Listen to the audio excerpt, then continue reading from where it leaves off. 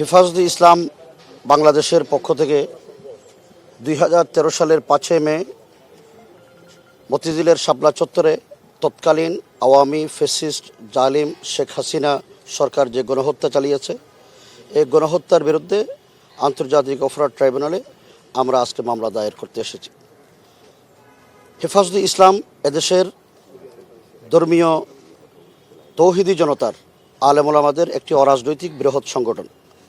আমরা 13 দফা ধর্মীয় দাবিকে সামনে রেখে শাপলা চত্বরে গণজমায়েত করেছিলাম। আমাদের এই গণজমায়েতে তৎকালীন এই ফ্যাসিস্ট আওয়ামী জালিম সরকার রাতের অন্ধকারে ইলেকট্রিসিটি বন্ধ করে দিয়ে এদেশের নিরীহ নিরস্ত্র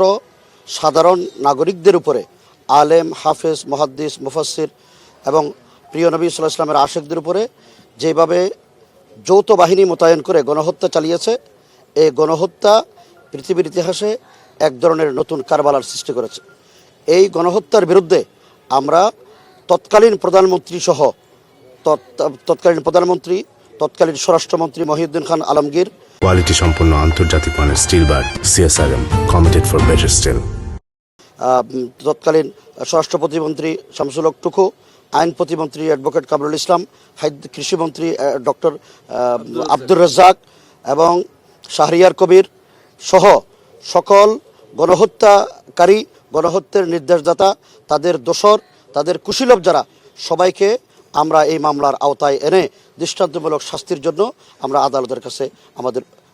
আবেদন পেশ করেছি। যা আমাদের এই মামলায় তৎকালীন যৌথ বাহিনীর বিশেষ করে বিজিবির প্রধান মেজর জেনারেল আজিজ আহমদ এবং র্যাবের প্রধান খন্দকার হাসান মাহমুদ, র্যাবের প্রধান ছিল তখন মুখলেসুর রহমান এবং পুলিশের প্রধান খন্দকার মাহমুদ, তৎকালীন ডিএমপি কমিশনার বেনজির আহমদ সহ আমরা যৌথ বাহিনীর যারা দায়িত্বশীল তাদের সবাইকে আসামি করা হয়েছে।